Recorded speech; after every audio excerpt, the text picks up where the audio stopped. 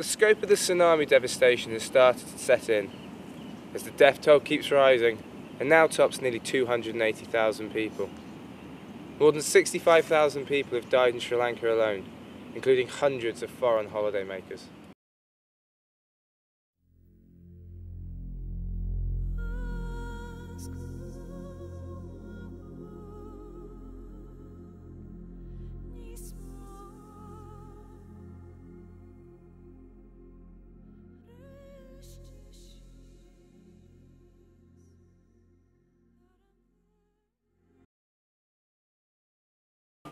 And the water just rose up and up and up, and the restaurant beside us was smashed to the floor, and loads of trees were ripped down, and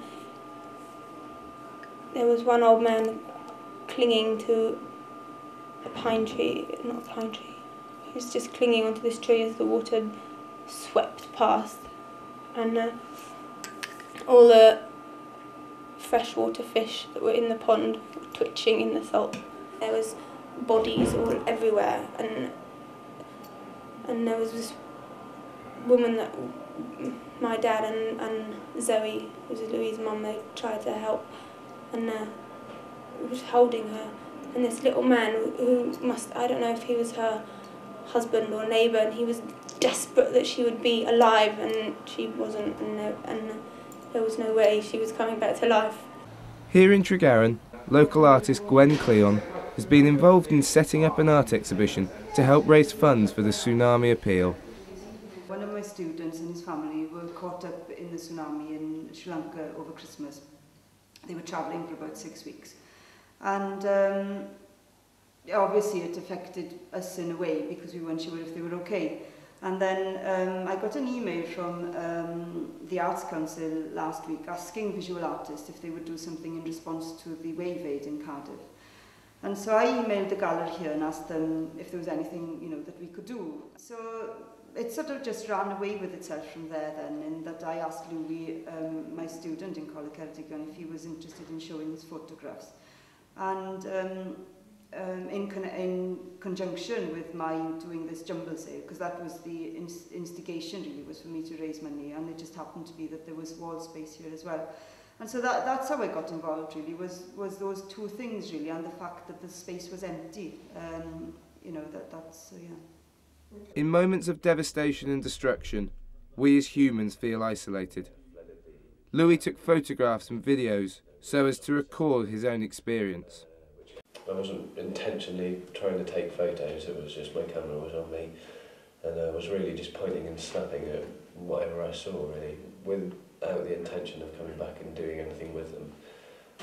It was just simply to have some photos really and a little bit of video footage, and it's gone a hell of a lot further than I thought it was going to when I was taking it. Has the actual crisis maybe think about making some art pieces to coincide with what happened? I think all probably my artwork that I do for a good while from now on is going to be influenced either by water or by something like that. At the moment it's a bit difficult for me to get my head around even thinking about doing any work at the moment. My head's not quite in the right place. But when I do, absolutely, it will definitely be influenced by it all. And I don't think you can come out of an experience like that without changing as a person and allowing it all to change you as a person in a way. The pictures on the camera clearly showed Sri Lanka in a bad state. Was it like that before? Has it so dramatically changed beyond recognition? Completely beyond recognition. I couldn't believe it. When we went down to the beach to have a look at the actual front, it was just inconceivable. It wasn't the same place at all.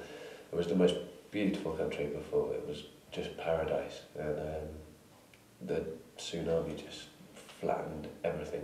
It was destruction that I've never ever witnessed or thought about in my life before. It was amazing in a way, if you like, that something could do that to so much and just destroy so much. It was heartbreaking. And out of staggering tales of disaster come experiences of rescue and survival. Countries have been ruined by the tsunami, but local communities like this one in mid-Wales have plugged together in hope that they can achieve something to help the people that still remain homeless and without hope today.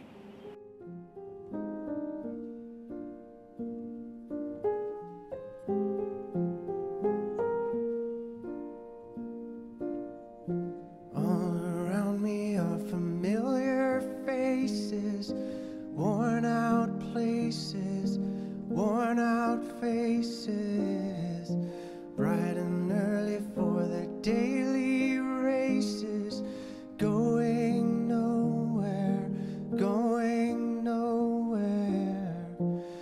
Their tears are filling up their glasses, no expression, no expression. Hide my head, I wanna drown my sorrow. No tomorrow, no tomorrow.